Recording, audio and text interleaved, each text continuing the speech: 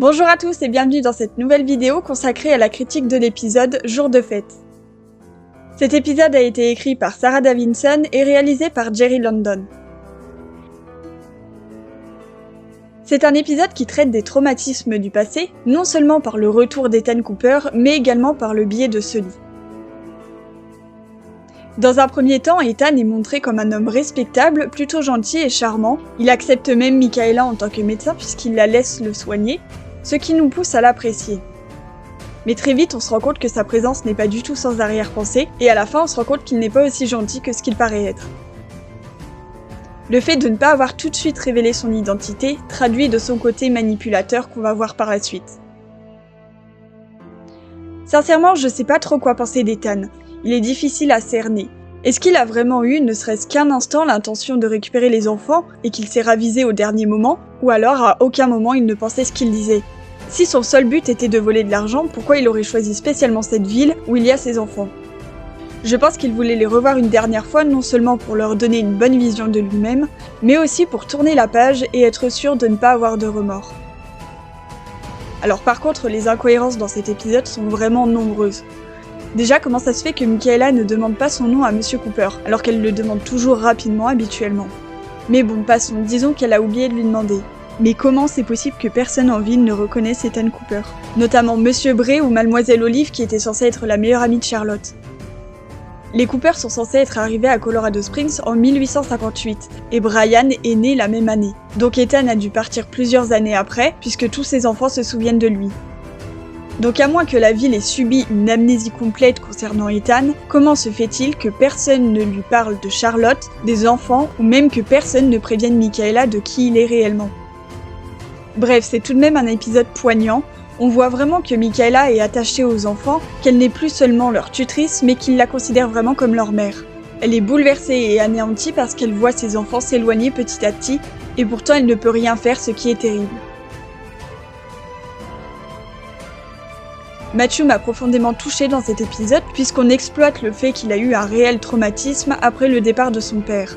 Colin et Brian étaient trop petits pour s'en souvenir, mais Matthew garde en tête la vision de sa mère qui se retrouve seule avec 3 enfants.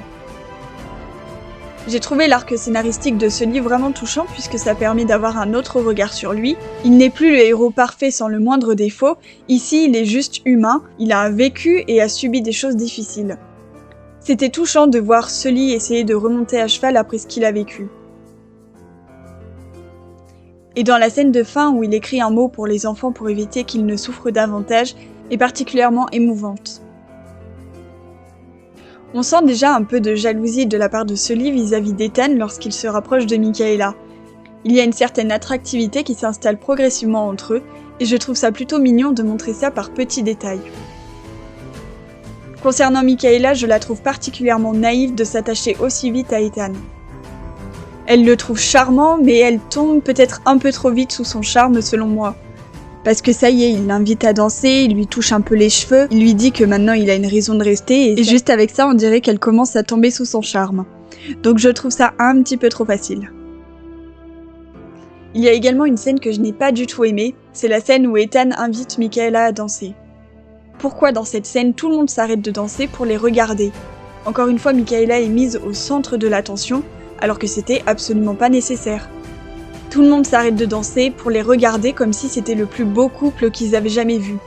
Mais sincèrement, je trouve ça ridicule, ces deux personnes qui viennent de se rencontrer il y a une semaine, qui dansent ensemble, alors ok, la scène est jolie, Michaela est bien habillée et ils dansent bien ensemble, mais c'est pas une raison pour évincer tous les autres personnages et commencer à les regarder d'un air amoureux. Mais bon, on va pas réécrire la série maintenant, mais c'est juste un côté que je n'aime pas trop de la série, de tout le temps vouloir mettre en avant Michaela alors que des fois c'est pas nécessaire. Par contre, il y a une scène que j'ai vraiment adorée, c'est celle où Michaela prend le pistolet et menace Ethan. Alors cette scène, non seulement elle est parfaitement amenée, mais en plus je trouve ça vraiment bien de montrer une Michaela forte et menaçante, avec un côté badass qui fait sens avec l'épisode. Et franchement, j'aurais bien aimé avoir plus de scènes comme celle-ci dans la série. Sinon, mis à part ça, j'ai trouvé que c'était un épisode très intéressant, puisque ça permet d'en apprendre plus sur le passé des enfants et de connaître leur père. Le fait d'en apprendre plus sur Sully et son passé, c'est également très intéressant. J'ai bien aimé également le traitement que l'épisode prend en parlant de la vaccination, et du coup ça fait un peu écho à ce qui se passe en ce moment, même si c'est pas vraiment la même situation. Les cascades sont très bien faites dans cet épisode et les acteurs sont vraiment géniaux, et je trouve qu'il y a vraiment un travail au niveau des costumes dans cet épisode qui est vraiment bien, au niveau des couleurs et des détails, je trouve que c'est vraiment bien fait. Et également tout le décor lors de la fête qui est vraiment minutieux et qui fait vraiment 19e siècle, et je trouve ça vraiment bien de travailler dans les détails. Donc pour conclure, je dirais que c'est un épisode qui sert à l'évolution des personnages afin de mieux les connaître, de mieux comprendre leurs réactions, et donc c'est un épisode que j'ai beaucoup aimé. Donc voilà ma critique et analyse de l'épisode Jour de fête, j'espère qu'elle vous aura plu. N'hésitez pas à me donner votre avis en commentaire. Si vous aimez la chaîne, n'hésitez pas à vous abonner et à liker la vidéo. Et moi je vous dis à bientôt dans une prochaine vidéo. Merci de m'avoir écouté.